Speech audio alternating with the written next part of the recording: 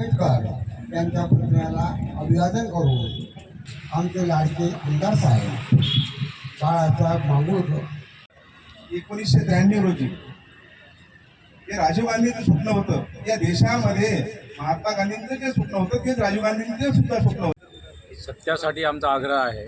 लोकशाही जगली पाहिजे हे सत्य आहे. सामान्य माणसाला न्याय मिळाला पाहिजे हे सत्य आहे.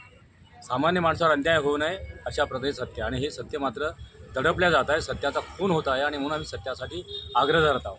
आग्रह यासाठी की ग्रामीण भागातला माणूस, सर्वसामान्य माणूस या लोकशाहीचा केंद्रबिंदू आहे, आणि म्हणून आम्ही भारताचे लोक सार्वभौम, समाजवादी, धर्मनिरपेक्ष लोकशाही गणतंत्र घडवण्याचा व त्यांच्या सगळ्या नागरिकास सामाजिक, आर्थिक न्याय, स्वातंत्र्य देण्याचा हा खऱ्या मोठा आमचा अधिकार जो आहे, हा अधिकार हिरावून घेतला जात आहे.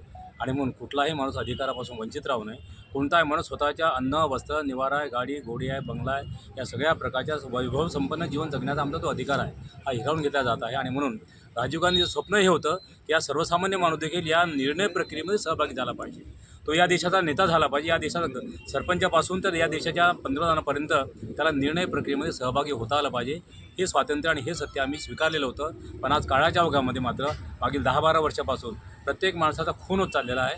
लोकशाहीचा खून होत चालला, स्वायत्त संस्थांचा खून होत चालला, बँका पळवल्या जात आहे. अशा प्रकारच्या या अत्यंत अनागोंदीच्या कारभारामध्ये आमच्या सगळ्या माजी नेत्यांनी जी काही विचारधारा आम्हाला दिलेली आहे, त्या विचारधारेचं मूर्त स्वरूप समाजात अवतरावं यासाठी आमचा सत्याग्रह आहे.